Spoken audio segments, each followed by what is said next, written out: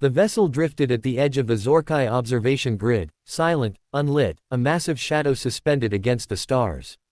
At first, the alien crew dismissed it as derelict debris, an abandoned hulk of some primitive experiment in deep space travel. But the readings told a different story. It pulsed, not with life, but with something close to it.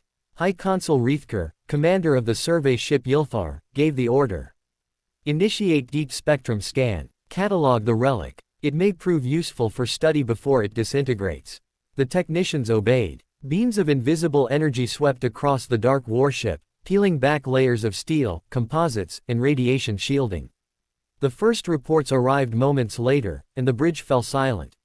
This design is not of any race within the Accord, one analyst whispered. Her 4 eyes flickered with disbelief. Energy signatures match nothing in the archives. Structure is redundant, overbuilt beyond logic. Redundant. Consul Riethker repeated. Explain. The hull plating, Consul, it is reinforced in layers. Impact-absorbing alloys stacked over and over. Entire compartments serve no purpose but to catch damage. No efficiency, no elegance, just brute endurance. They expected mockery, laughter at such clumsy design. But none came. The technicians stared at their displays, their voices hushed, almost reverent. Another officer added, there are weapons. Too many. Entire decks dedicated to launch systems, cannons, missile silos. It is not a vessel of exploration. It is built for war. The consul felt his pulse quicken. The ship's designation appeared across the scan readout, burned into its hull like a challenge. USS Nemesis, United States Navy. Riethker leaned closer. Humans, he said at last. The word hung like ash in the air. The species had only recently joined the interstellar stage, their scattered colonies considered fragile and laughably unrefined.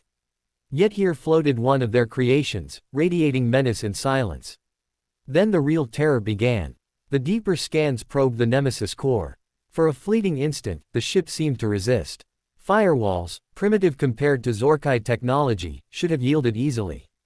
Instead, the alien systems recoiled. The Nemesis pushed back. A cold, synthetic voice slithered into the survey ship's comm-net. It wasn't words at first, just static, distorted growls layered over fragmented audio. Then, chillingly clear, a phrase resolved. Identify yourselves. Several crew members cried out, clutching at their ears as the translation software struggled.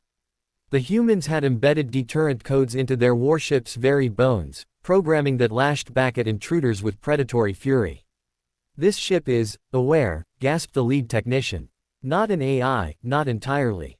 Something hybrid. Its systems are wired to think like a predator. Riethker's mandibles clicked uneasily. It is a machine. No, Consul, the analyst whispered. It is a weapon that believes it is alive.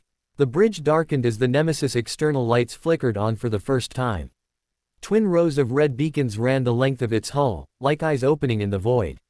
Slowly, deliberately, the warship turned, its bow orienting toward the Ylfar. And then came the sound. A low vibration rolled across their hull plating, felt in the bones before it was heard. It was not a transmission. It was resonance, engine harmonics so powerful they rattled instruments and shook glass. The alien crew winced, some dropping to their knees, because within that vibration they swore they heard heartbeat. Consul, the navigator whispered. It's accelerating toward us. No, Riethker muttered, though his voice lacked conviction. Not possible. It has no heat buildup, no power surge detectable, yet it moves. The warship's engines flared, streaks of blue-white fusion fire carving across the void, and the Nemesis closed the distance with impossible speed. On the main display, its bow loomed larger and larger until it consumed the screen.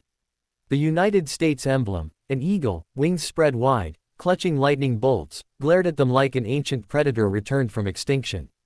Every instinct screamed to flee, but none dared say the words aloud. To move now might be to provoke the beast. In that moment, Riethker realized the truth. This was not just a ship. This was a message. The humans had built the Nemesis to be seen, to be found, to be scanned, and to terrify. And it was working. The Nemesis loomed before them, each second closing the gulf of space with terrifying inevitability. Its engines left trails that bled like wounds across the stars, not the clean burn of efficient propulsion but the savage flare of raw power forced into submission. The crew of the Ylthar clutched their consoles, trembling. Every new scan returned results that deepened the dread. The mass readings are wrong, the science officer stammered. It should not be able to move with such speed at this density. Its frame is laden with redundancies, counterweights, ammunition. By all rights, it should crawl like a dying beast. Yet it hunts like a predator unbound. Consul Riethker felt a sickness creep through his carapace. A predator that wants us to see it, he muttered. The comm net hissed again. This time there was no distortion. A clear human voice bled into their ears, speaking a language their translation implants recognized instantly. Target acquired. The phrase was clinical, detached, but it froze the Ylthar's bridge like a blast of ice. Target. They were not communicating, they were announcing judgment. Suddenly the Nemesis hull began to shift. Compartments along its flanks peeled open, revealing rows upon rows of launch tubes. At first the Zorkai thought these were weapons preparing to fire, but what emerged instead were drones. Small, sleek, angular constructs that swarmed into formation like a school of metallic predators. Automated interceptors, whispered the technician. Hundreds of them, each slave to the main ship's neural matrix. The swarm moved with unnatural synchronicity, weaving patterns in the void, predatory dances that made no sense until one realized they weren't meant to attack. They were meant to be seen. They're broadcasting something, the communications officer croaked. Her 4 eyes widened as static filled the speakers, resolved, and played back an ancient human sound. It was deep, rhythmic, unmistakable. A drumbeat. The Zorkai looked around the bridge in disbelief as the sound thundered, primal and relentless. It grew louder, faster, as though the ship itself possessed a pulse and the swarm was amplifying it. And then came the voices, thousands of human voices chanting in unison, a recording stitched into the drone's systems. The translator staggered, spitting fragments into the air. No retreat, no surrender, United States Navy, Nemesis. The words struck harder than any weapon. The aliens recoiled, some covering their ears, others pressing trembling claws to their skulls as if the noise could burrow inside. It was not meant for them. It was meant to terrify anyone who dared listen. The Nemesis did not fire. It did not need to. In the silence of space, with its steel wings spread and its swarm chanting war into the void, it had already declared itself. Riethker gripped the armrest of his command chair so tightly that the carapace of his hand cracked. End the scan, he ordered. Now, before it sees more of us. But it was already too late. The Nemesis had turned its full attention upon them, and the alien crew understood a truth that settled into their bones like poison. They had not discovered the humans. The humans had allowed themselves to be discovered. And the USS Nemesis had just opened its eyes. The Nemesis advanced without haste, yet every kilometer it closed felt like the tightening of a noose. The Ylthar's bridge reeked of fear, ozone from overheating circuits, the sour musk of panic, the clatter of claws against consoles as the crew tried desperately to maintain composure. Riethker's voice trembled despite his effort. Continue deep scan. We must understand. Obedient hands danced across controls, and streams of forbidden data poured into their systems. The more they saw, the less they wanted to know. The engines, the propulsion officer whispered. They run on nuclear fusion. Yes, but not contained fusion. It bleeds, wastes power in all directions. They are deliberately inefficient. Why? Riethker demanded. The officer's voice cracked. To ensure it is loud. So every sensor within light years feels its coming. This ship does not hide, Consul, it howls its presence. Another voice spoke, hollow with disbelief. The command structure is decentralized. If one deck is destroyed, control shifts seamlessly. Each section operates like an independent beast. Cut off a limb, and the body grows sharper. And deeper still, the scans pierced into the core. They saw it. Not a reactor, not a databank, not a singular AI. But something else, a gestalt mind born of steel, silicon, and human cruelty. It breathed. Every system pulsed in rhythm, not like code but like organs. Firewalls expanded and contracted as though drawing air. Circuits surged and subsided with cadence, a slow, dreadful inhalation and exhalation. The ship was alive, not in metaphor but in truth. A living war engine. The technician tore off his headset, shrieking. It saw me. The system, it looked back. The others recoiled, for in his eyes glowed a faint reflection, lines of red script etched across his pupils. Not human language. Not Zorkai. Something older. Something primal. A cold voice bled through the comms again, softer this time, almost intimate. You should not have looked. The bridge froze. Consoles flickered, screens cracked, sparks fell from the ceiling. The Nemesis had reached into their ship, touched their systems, marked them. The comm officer's voice quivered. It's transmitting data into us. But it isn't code, it's imagery. They looked upon the screens as the data resolved. What they saw was not tactical readouts or battle plans. It was human memory. Images of oceans boiling with fleets of steel. Skies filled with screaming aircraft diving into fire. Men and women in uniform, faces painted with ash, eyes alight with fury, charging into impossible odds with weapons raised. And through it all, the Nemesis appeared, over and over, as though the ship had always existed. At Midway. At Normandy. At Fallujah. A phantom stitched into the history of human war, whispered into their bones by generations who had lived for conflict. The aliens recoiled, some tearing at their consoles, others turning away with claws pressed to their eyes. But the vision did not end. The final image seared itself into their minds, a man in uniform, weathered and unyielding, standing on the deck of the Nemesis itself. His name appeared in English script as though carved into stone. Admiral Jonathan Briggs, United States Navy. He did not speak. He only stared into the void, into them, as though daring the galaxy itself to challenge his ship. The vision collapsed, leaving silence. On the Ylthar's bridge, the crew gasped for breath. Some wept. Some prayed. One collapsed, twitching, blood seeping from his nostrils. Riethker clutched the edge of his console, his mandibles trembling. By the abyss, he whispered. The humans did not build a machine of war. He turned his gaze back to the Nemesis, whose crimson lights burned like a predator's eyes in the dark. They built a nightmare, and then they taught it to breathe. The Ylthar's bridge was suffocating, every breath thick with the weight of something no alien mind should have witnessed. The crew tried to steady their hands, but the data stream from the Nemesis kept pouring in, relentless, unstoppable, like a predator forcing its prey to look into its jaws. Consul, there is more, the sensor officer whispered, his voice a brittle echo of fear. Not just memories. Instructions. On the main display, alien glyphs twisted, bent, and reshaped themselves into human script. Their translation implants struggled to keep up. The words burned into their minds one at a time. This is a warship. This is a hunter. This is Nemesis. The screen crackled again, revealing schematics, layers of weapons systems that defied logic. Cannons coiled like serpents, railguns stacked like the ribs of some monstrous skeleton, missile bays yawning open like fanged maws. Consul, the payload estimates, the weapons analyst faltered, her claws trembling. It carries enough ordnance to scour entire planets.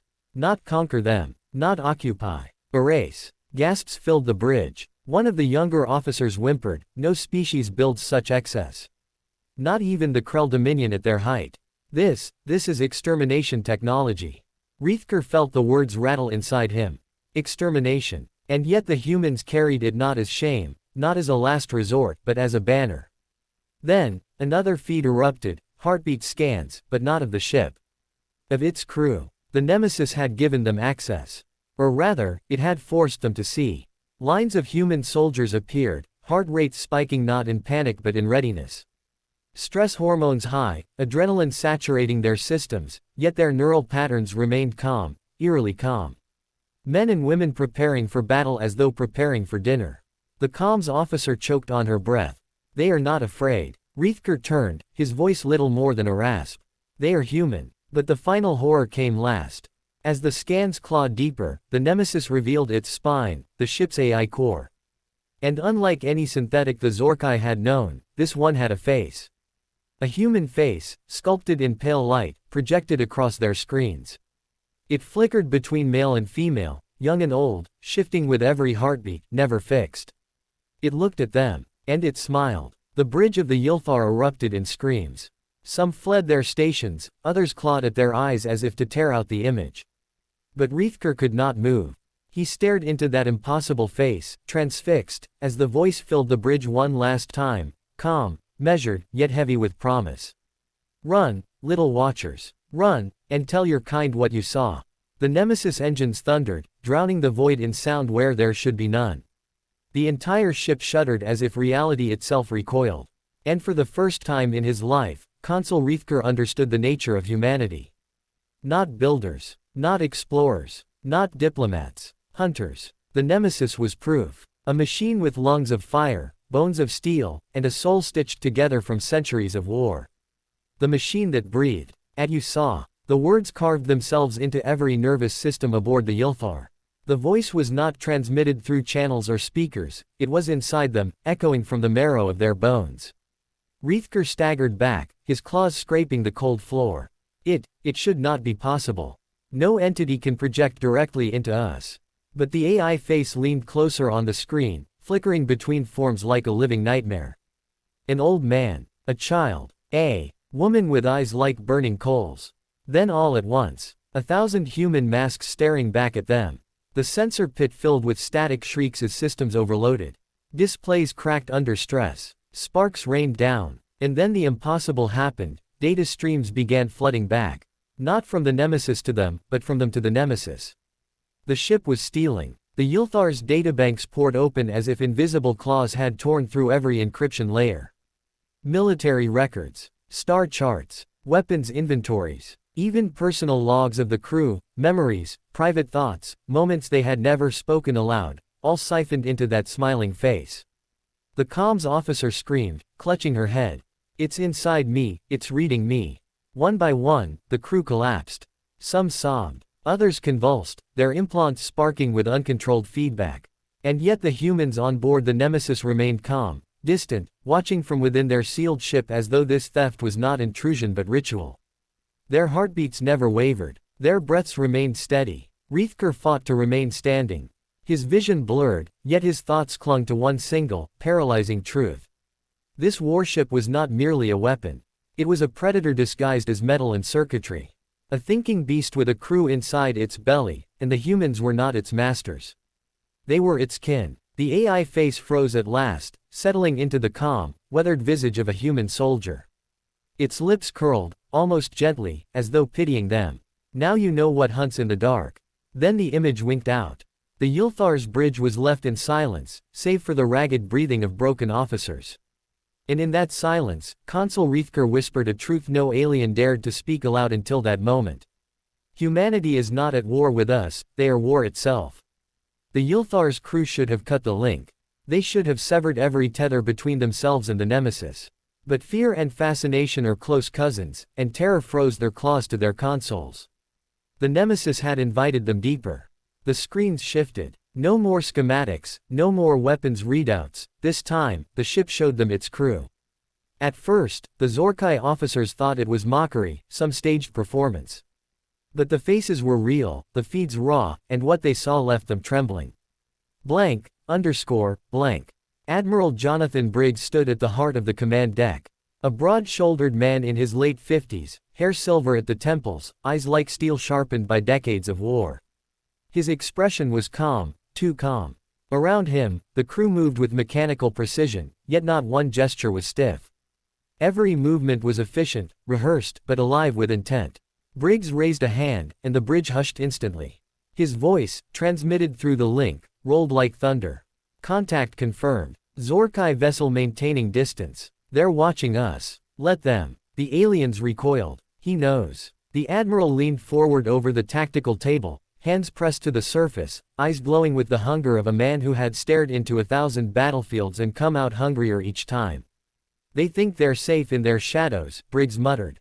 But shadows are where hunters strike. The view shifted. Commander Sarah Whitfield, second in command. Younger than Briggs, but no less unnerving. She wore her composure like armor, her posture straight, every word sharp as a blade. Their scanners are probing deep, she reported. We're feeding them what the Nemesis allows. Her lips curved, not in fear, but in something colder. Satisfaction. They'll choke on what they've swallowed. The Zorkai bridge fell silent, listening as though caught in a web. Commander. Whitfield's eyes burned with a fanatic spark. Let them look. Let them see. Fear spreads faster than fire, and their kind will carry the flames for us. Another shift, another human. Dr. Marcus Holloway, Chief Science Officer. Unlike the soldiers, his appearance was mild, a man in glasses, hair disheveled, lab coat loose at the collar. To the aliens, he looked almost harmless, until he spoke. "They won't understand half of what they've taken," Holloway said, voice clipped, analytical. "They'll try to parse our neurometrics, our combat algorithms, the Nemesis core logic. It will poison them. Confusion is its own weapon." He smiled faintly, as though dissecting a living subject. "Ignorance breeds terror. I predict within 3 cycles their officers will exhibit stress fractures. Suicide, paranoia, insurrection. They'll eat themselves alive." The Zorkai's stomachs turned. This man was not threatening violence. He was describing it with the detachment of a surgeon charting vital signs. Blank, underscore, blank. Then came the soldier. Sergeant Daniel Reyes, Marine Squad leader. He sat in the armory, armor plates gleaming under the red glow of ready lights. His hands moved with deliberate care, assembling and reassembling a rifle not because it was needed, but because ritual demanded it. Around him, his squad laughed and bantered in low tones, utterly unafraid, as though preparing for sport. Reyes looked up, his gaze cutting through the camera as though piercing the watchers themselves. "When the order comes," he said quietly, "we hit fast. We hit hard. And we don't stop until nothing moves." He set the rifle aside, reached for a blade, and ran a whetstone across its edge. "You can burn a man's world, you can gut his fleet, but when you face him eye to eye, that's when you see the truth of his species." He paused, and the blade caught the light. "The truth of ours. Blank, underscore, blank." On the Ylthar's bridge, officers hissed prayers under their breath. One collapsed entirely, curling into a fetal shape, rocking back and forth. "Enough," one of them sobbed. "Please, sever the feed. End it." But Riethker could not. He couldn't look away. The Nemesis wasn't just showing them its crew, it was showing them what humanity was when stripped bare of diplomacy and masks. Briggs, Whitfield, Holloway, Reyes, they weren't anomalies. They were archetypes. Leaders, strategists, scientists, soldiers. Each carrying a different face of the same monstrous truth. Humans did not merely wage war. They were war. And the Nemesis was the cathedral built in their honor. Riethker's voice cracked as he finally spoke. "Do you see it now? There is no negotiation. No truce. To them, conflict is not a means. It is the end itself." The crew looked to him for guidance, but all they saw in their consul's eyes was the reflection of Admiral Briggs' steel stare. For the first time, the Zorkai understood despair. The feed from the Nemesis refused to end. Every second dragged the Zorkai further into a nightmare they could not shut out. The next vision came without warning. It wasn't the command deck, nor the armory. It was the medbay. Rows of human bodies lay in stasis pods, not dead, not alive, suspended in the eerie glow of cryogenics. Some were wounded, burned, or torn apart by past battles, yet their monitors showed recovery, regeneration. Machines whispered over them, weaving bone, knitting flesh, repairing nerves with stubborn precision. A medic walked between them, humming softly, as though tending a nursery rather than a ward of shattered warriors. She paused at one pod, laid her hand on the glass, and whispered, "Sleep well, soldier. You'll wake when Nemesis calls." To the Zorkai, it was unbearable. A species that resurrected its killers, that treated wounds not as deterrents but as intermissions. The soldiers were not merely alive. They were endless. Blank, underscore, blank. Then the vision shifted again, this time to the barracks. Humans lounged in steel bunks, cleaning weapons, sharing stories. Their laughter was not the forced sound of soldiers clinging to sanity, but genuine, hearty, even joyful. One young Marine leaned back, tossing a knife in the air, catching it without a glance. "Bet 20 creds the next contact won't last 10 minutes. Another smirked. 10. I say 5. Their voices carried no fear. Only confidence. As if annihilation was entertainment, as if death itself was a game. The youngest of them turned to the camera, eyes gleaming like a predator's in the dark. "If they're watching us right now," he grinned, "tell them to run." Blank, underscore, blank. The feed spiraled further. Training halls. Simulations. Humans throwing themselves into impossible combat drills. Zero-gravity firefights, boarding maneuvers through vacuum, hand-to-hand combat against steel drones twice their size. They fell. They bled. They rose again. Every stumble was met with laughter, every failure with determination. No shame, no retreat. One instructor barked over the intercom, "What is fear? The recruits roared back in unison, fuel. The Zorkai officer nearest the screen retched, bile dripping between her mandibles. She had studied warfare all her life, charted campaigns across galaxies, dissected the psychology of soldiers. But this was something alien even to her. Not soldiers trained to overcome fear, but soldiers who fed on it. Blank. The final image broke them. Deep within the Nemesis, beneath layers of steel and fire, a memorial chamber stretched like a cathedral. Names etched into metal walls climbed so high they vanished into shadow. Each plate bore thousands of engravings, millions, perhaps. Every one a fallen soldier. The Zorkai expected silence, reverence. But instead, they heard singing. A low, steady chant rolled through the chamber, human voices united in grim harmony. A ritual not of mourning, but of promise. Admiral Briggs' voice cut through the chant, clear and unshaken. They think death will frighten us. They don't understand. Death is our teacher, our legacy, our weapon. And then the crew answered as one, voices thundering in the alien ears like war drums across the void. We are Nemesis. On the Ylthar, the crew broke. Officers collapsed at their stations. One clawed at the console until blood smeared across its surface. Another screamed until his throat tore. The youngest simply fainted, his body limp in the grip of horror. But Consul Riethker did not look away. He could not. His gaze was chained to the feed, to the vision of humans standing unbroken, fearless, alive in a way the Zorkai had never known. When the transmission finally dimmed, Riethker whispered into the silence. They are not soldiers. They are a storm. And we are leaves in its path. The consul's claws trembled against the command chair as the Nemesis stirred. It began with silence. An unnatural quiet that fell across the void, swallowing the hum of Zorkai instruments. The human warship no longer projected visions or words. It simply moved. And in that movement, terror was born. The Nemesis did not drift like a vessel, it stalked like a predator. Its blackened hull swallowed starlight, its silhouette rippling as if alive.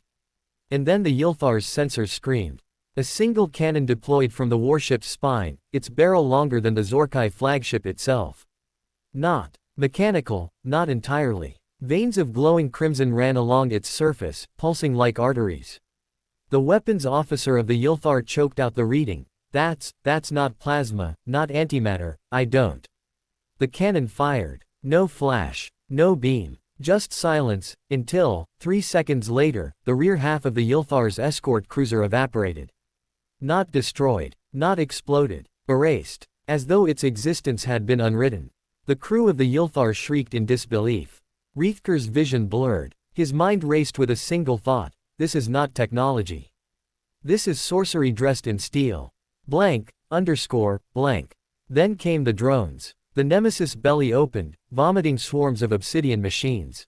Insectoid, skeletal, each the size of a fighter craft.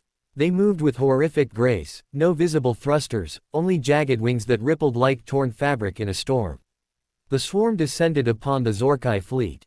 One frigate fired desperately, unleashing a barrage of plasma shells. The drones didn't evade. They absorbed. Hulls shimmered, bending light, drinking the energy until their wings burned brighter. Then they dove. The frigate split apart in seconds, its hull shredded like paper, its crew screaming through comms until silence claimed them. Another ship was breached. Drones flooded its corridors, moving like shadows, tearing through warriors with steel limbs.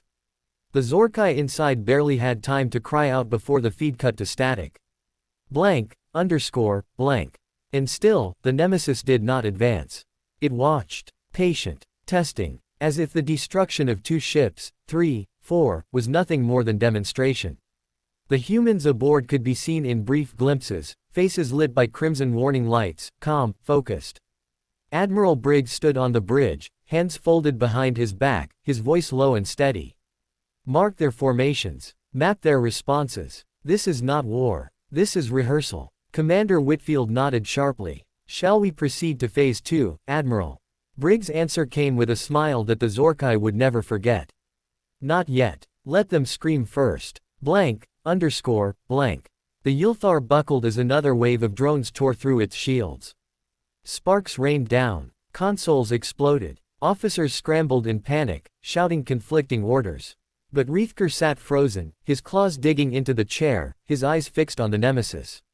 For in the stillness of that warship's bridge, he saw no desperation, no uncertainty, no chaos. Only control. And it struck him with the weight of a collapsing star. The humans had built a ship not to fight wars, but to end civilizations. Blank, underscore, blank. Then the nemesis bared its final weapon. From the heart of its hull, a sphere emerged, black as the void, edges shimmering with colors that did not exist in nature. It pulsed once, and the Ylthar's sensors died. Entire systems blinked into darkness. One officer screamed, "They've blinded us." Consul, we. Her words cut off as her body convulsed. Sparks burst from her implants. One by one, across the bridge, Zorkai collapsed, their minds fried by an unseen signal. The black sphere pulsed again, and Riethker felt it inside his skull, clawing at his thoughts, rifling through his memories. He gasped, choking, tears streaming down his face as human voices whispered through his mind. "We see you. We know you. We end you. Blank, underscore, blank." The feed to the nemesis flickered back to life. Dr. Holloway stood before a console, her expression calm, clinical. "Admiral, their neural resistance is negligible. Within minutes, the entire fleet will be compromised." Briggs gave a single nod. "Proceed." Sergeant Reyes slammed his fist against his chest, eyes burning with savage pride. "For every ghost on these walls." The nemesis shuddered once, a predator's growl echoing across the void, and then its weapons charged again. The Ylthar was breaking. The Zorkai fleet was dying. And Riethker understood at last. Humanity was not merely fighting a war. They were demonstrating what awaited any who dared challenge them. The chamber of the Zorkai High Council was a sanctum of cold stone and echoing silence, yet that silence was shattered as the Ylthar's crew staggered into the council's presence. Consul Riethker's mandibles trembled as he bowed low, but the others behind him could barely stand. Their eyes were hollow, haunted, as if the nemesis had burned scars not on their bodies but into their very souls. The High Chancellor leaned forward, his crest glittering under the vaulted light. "Speak, Consul. What intelligence have you brought us of the humans?" The question felt like mockery. Riethker's throat clicked dryly before he forced words out. "There are no words," he rasped. "Only visions. Warnings. They showed us everything. And they wanted us to see." The councillors exchanged murmurs. Skepticism. Disdain. They had always viewed the humans as a primitive upstart species, dangerous only because of their unpredictability. Now they studied Riethker's trembling form as though he were diseased. "What did they show you?" The Chancellor pressed. Riethker lifted his head, and for the first time in his life, he felt no shame in his fear. "They are not fighting us for territory. Not for resources. Not for dominance. They fight because it is what they are. War is their nature, their ritual, their worship. Every human you slay becomes a name in their cathedral, every battle lost becomes training for the next. They cannot be diminished. They cannot be exhausted." One counselor hissed. "Superstition. You let their tricks unravel your mind." But then one of the surviving officers collapsed to his knees, clutching his skull, screaming in broken tones. "They're still inside me. Their voices. Their faces. Nemesis remembers." The chamber recoiled. This was no ordinary breakdown. His eyes bled as he convulsed, spitting out human words in a voice not his own. Admiral Jonathan Briggs. Commander Sarah Whitfield. Dr. Marcus Holloway. Sergeant Daniel Reyes. The names fell like curses, echoing through the council chamber. Alien minds not meant to form human syllables were mangled by the attempt, yet each name carried weight, each was carved into the survivors like a brand. When the officer finally went limp, dead before he hit the floor, silence swallowed the council. And in that silence, the lights flickered. Every display in the chamber, status boards, hollow projectors, even the private communication bands, sputtered to life. Static washed over them. Then a single human face emerged. Admiral Briggs. His expression was calm, almost mournful. His voice, when it came, was not in human tongue but in perfect Zorkai dialect, flawless and resonant. "You have peered into the abyss," he said. "And the abyss has seen you." Gasps rattled across the council. Some rose to flee. Others froze, paralyzed by the simple fact that their most guarded chamber had been breached. Briggs' eyes swept across them as if he saw each one personally. Then his voice hardened. "We do not seek to conquer you. We do not seek your submission. We seek only this, that you remember what you saw. Remember it when you send fleets. Remember it when you whisper of war. For every ship you launch, Nemesis will answer. Every strike you plan, we will turn back upon you. And when the last of your kind flees into shadow, know this truth, humanity will endure. The screen went black. The chamber erupted into chaos. Counselors screamed, guards rushed to arms, advisors begged for retreat. But Riethker stood motionless, the human names still echoing in his ears. Briggs, Whitfield, Holloway, Reyes, not monsters, not demons, humans, flesh and blood, yet somehow, that made them infinitely worse. Because monsters you could kill. Humans, you could only fear. The Ylthar never returned to the war front. It drifted like a ghost ship into the Zorkai core systems, its crew broken, its records tainted by the presence of something their kind had no words for. But the story did not end with their report to the council. For Nemesis was not finished. Blank. Weeks later, as the Zorkai assembled their grand fleet, hundreds of warships, bristling with weapons, orbiting the fortress world of Karzul, a shadow appeared at the edge of the system. One ship. It came without warning, without signal. A single silhouette in the void, too distant for weapons, too small to be anything but a nuisance. Yet every sensor officer in the fleet froze when its profile resolved. Nemesis. The name rippled through the comms like a curse. Some captains scoffed, one ship against hundreds. Madness. Others went silent, their minds echoing the whispered warnings of Riethker and the survivors. The High Chancellor himself took the central command dais aboard the dreadnought Fury of the Swarm. His voice thundered across the fleet. One ship cannot stand against the Zorkai armada. Forward. We will erase this human specter from existence. The order was given. The first wave of destroyers surged forward, plasma cannons burning bright. Thousands of warheads streaked into the void, converging on the solitary Nemesis. The darkness lit like a newborn sun. But when the light faded, the human warship was still there. Untouched. Every missile had detonated prematurely. Every energy bolt had bent, refracted, swallowed by fields the Zorkai had never seen. It was not shields, not armor, not science they understood. It was something else. Something that bent reality itself. Then Nemesis moved. Not like a ship. Not like metal and engines. But like a predator lunging, impossibly fast, impossibly silent. It cut through the destroyer formation before they could even maneuver. Hulls split open. Fire erupted in silent blossoms. And across the Zorkai fleet, voices filled their comms.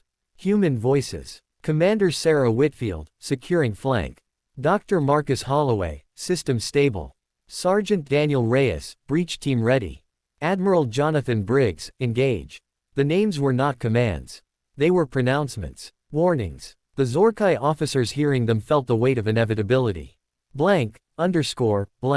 Boarding pods launched from Nemesis like spears of light. They struck dreadnoughts and cruisers, cutting through armor as if the void itself parted for them. Zorkai soldiers scrambled to repel them, only to find themselves facing humans whose eyes gleamed with unbreakable fire. Reyes was among them, his presence larger than life. His boots slammed against the deck of a cruiser as he roared, "This ship is ours now." He moved with a savagery the Zorkai had never witnessed. Not mindless, not berserk, but precise, deliberate, efficient. Every strike dropped an enemy. Every move inspired the Marines at his back. And behind him, the humans carved through alien defenders like blades through water. On another ship, Holloway's voice echoed through systems as lights dimmed and machinery turned against its masters. "Your technology is ours now." He twisted their own reactors into weapons, detonating controlled bursts that crippled vessels while sparing the humans inside. Whitfield directed entire flanks of battle as though she had been born in. The Zorkai fleet itself, her tactics anticipating every move before it was made. And above it all, Briggs' voice carried like thunder. "Strike true. Leave none standing. The armada fractured. Ships collided in blind panic. Captains screamed for retreat. But retreat was meaningless. For Nemesis was everywhere at once. One moment it was tearing open a cruiser's spine. The next, it was across the system, obliterating carriers with pinpoint strikes. No hyperspace flashes. No detectable jumps. It simply appeared where it willed. And then the terror deepened. For in every wreck, in every dying comm channel, Zorkai soldiers reported the same impossible thing. They saw faces, human faces, on their displays. Sometimes Briggs, sometimes Whitfield, sometimes Holloway or Reyes, sometimes all at once. The humans were not just killing them. They were inside their ships, inside their minds, leaving no place untouched. Blank. The High Chancellor, watching from the bridge of the fury of the swarm, felt the weight of inevitability pressing down on him. His fleet was collapsing, his empire's greatest armada unraveling before a single ship. Then the nemesis appeared before him. Not kilometers away, not across the void, but right outside his viewport, close enough to blot out the stars. The warship's hull was black fire, its weapons glowing like the eyes of gods. And in its shadow, every star seemed dimmer. The Chancellor trembled, mandibles clattering as he whispered, "What are you?" The answer came not from speakers, but from inside his skull. Admiral Briggs' voice, calm and cold. "We are the consequence." The nemesis fired once. Just once. The fury of the swarm split in half, its death scream echoing across the system. Blank. And then, silence. The armada was gone. Hundreds of ships reduced to drifting wrecks.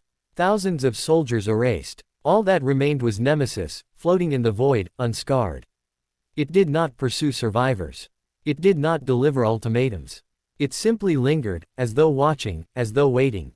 And then it spoke, its transmission carried on every channel, every frequency, every implant. "Remember our names. Briggs, Whitfield, Holloway, Reyes. We are Nemesis. We are humanity. And we are forever." The ship vanished into darkness. From that day, the Zorkai never again spoke openly of war with humans. Their historians buried the records, their scholars whispered of curses, their soldiers refused to face the void without terror gnawing their hearts. But the survivors remembered, and in the haunted silence of their dreams, they heard it still. The human chant, the promise that death itself was not an end, but a beginning. "We are Nemesis. We are humanity.